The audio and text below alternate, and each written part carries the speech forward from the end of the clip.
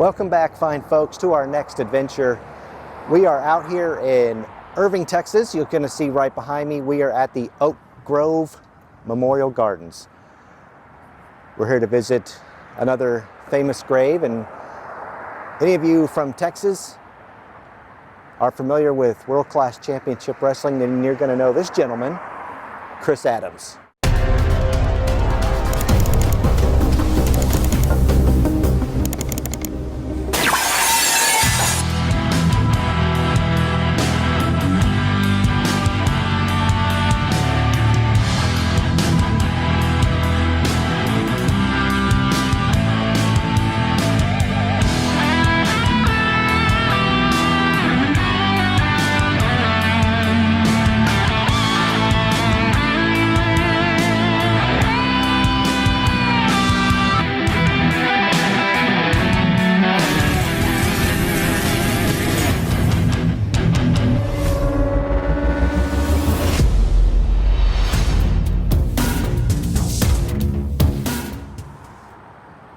Every cemetery we seem to make it to is always so unique.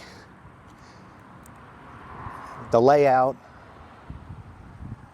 the mausoleums, the architecture, they're always so different, and some are just so beautiful. Actually, most are. And there's just a lot of history. Now this one's, a basic cemetery. There's some beautiful statues off in the distance I want to show you guys real quick before we go over to Chris's grave. We have this one right here in front of us, two little cherubs. It's not associated with, actually I take it back. It is. I'm looking down right here in front of me. One grave says our little boy, Tony Wayne Gartman, January 20th, 1971 is when he passed. And a little one named John Richard Armstrong, January 14th, 1971. So this is where the kids are, in this little area right here. So we're headed over here. Wanted to show this other statue real quick. Yeah, as I was showing those cherubs back there, I was actually standing in an anthill. So yeah, that's always fun. So my wife being a nurse, she's now Googling the proper medicine to combat any of the bites I received on my ankle. Oh well, it wasn't that bad. Could be worse, I guess, but let's make our way over to this. Oh, it looks like a Jesus statue from behind. I thought it was Mary, but it is Jesus. Let's see what we got down here at the bottom. It says, "Come unto me, all ye that labor and are heavy laden, and I will give you rest." Matthew 11:28. So, what do you say we do a little walk and talk? I'm not going to be too loud through here because there's some people over to my left visiting a loved one, so let's not be too obnoxious. Chris Adams, born February 10th, 1955, died October 7th, 2001. Again, like I said in the introduction, if you're familiar with Chris Adams, you're going to know him from World Class Championship Wrestling, which is where the Von Erichs are from. At 9 years old, trained in some judo for 14 years, starting at the age of 9. Together with his younger brother Neil, he went on to win judo nationals and international championships. Now this is the section that Chris Adams is buried in. You're going to see this marker called Faith, and he's somewhere back in here. So, Chris Adams made his debut in professional wrestling in June of '78 without having received any official training. Instead, he relied on his judo experience. He became famous for a wide variety of moves, including somersaulting out of arm bars, using backflips, diving through the ring ropes to his opponent on the floor, and a powerful thrust kick, which was originally called the judo kick, but today we now know it as the super kick. Now at that time, Fritz Von Erich got in touch with Adams back in '83, invited him to wrestle for World Class. Kerry Von Erich served as Chris's partner in his debut tag bout with the Von Erichs. he frequently partnered with the Von Erichs in 6- and 8-man tag matches, usually against the Fabulous Freebirds. And then he eventually formed a tag team with Gino Hernandez. Here's a little fun fact, if you didn't know this about Chris Adams. He actually trained Stone Cold Steve Austin. And like I said earlier, he popularized the super kick finisher, which is employed by many wrestlers today. Let's fast forward a little bit to 1997. So Chris Adams began competing as a mid-card performer in World Championship Wrestling, WCW. And in 1999, Chris was unsatisfied with his role in WCW when he was granted his release from the organization. After that, he returned to Texas to work as a promoter and part-time wrestler. Now let's switch gears for a little bit, talk about Chris's personal life, because it was not the best. Now, he was involved in a relationship with a lady named Jeannie Clark. She was an English model. She also worked ringside and managed his career from the late 70s to the early 80s. They had one daughter together. Her name was Jade.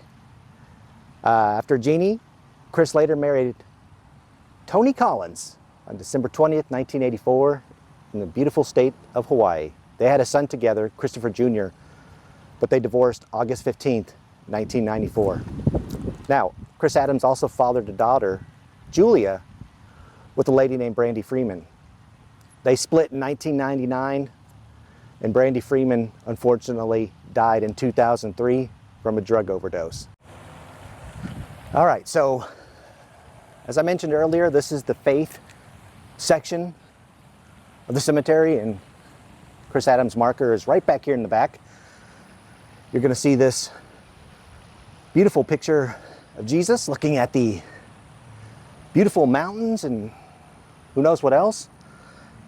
But Chris is right over here to the left as you face that beautiful picture. And there he is right there. Adams, Gentleman Chris, 1955 to 2001. And right below that is a Karen J, 1961. And she is still alive. And I'll tell you about her in just a minute. She's part of this story as well. So, we're going to jump ahead a little bit. We're kind of bouncing around through different years, but jumping over from his personal life over to his legal issues. Now, while Chris was returning from a wrestling event in Puerto Rico, this was back in June of '86, he grabbed the pilot by the collar, headbutted him 3 times, and punched a male flight attendant, and that all resulted in a 90-day jail sentence and a $500 fine. Now, the reason all this happened because he was intoxicated at the time, and he was pissed off because they quit serving him.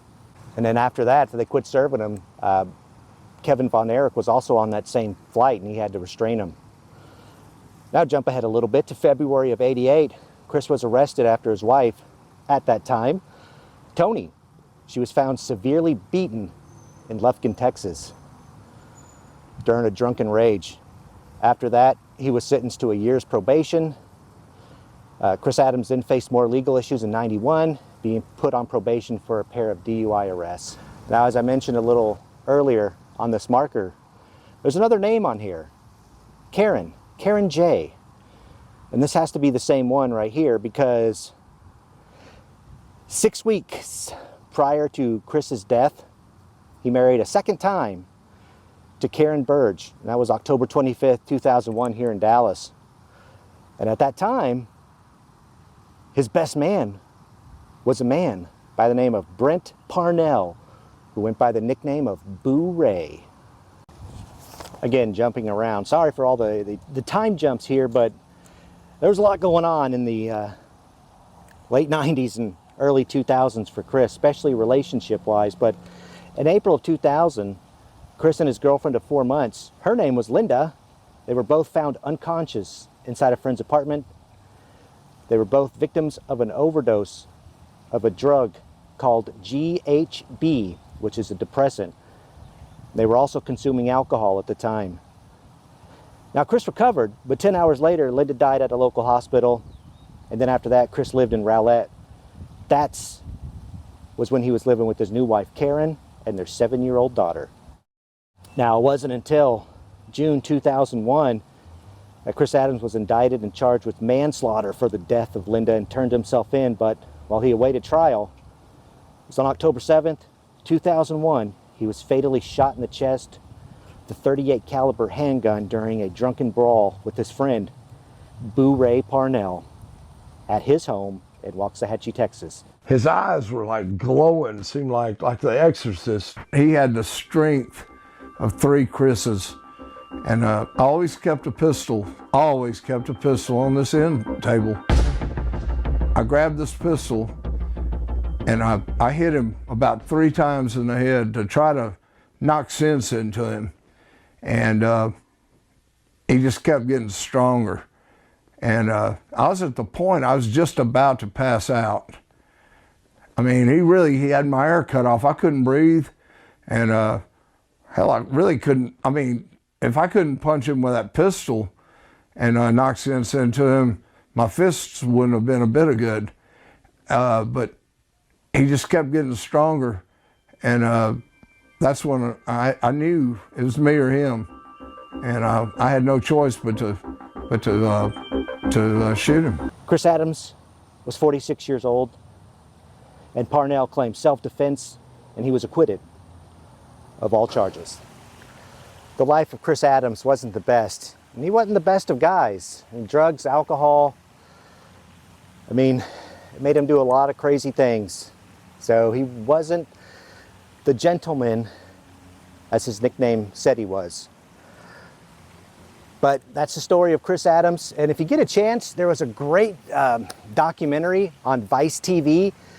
Came out, I don't know, I think it was end of April, regarding the Chris Adams story on Dark Side of the Ring. Check it out.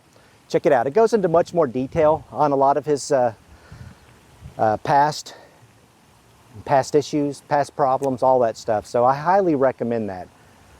So that's a wrap here from this beautiful cemetery in Irving, Texas. And with that being said, we'll see you down the road.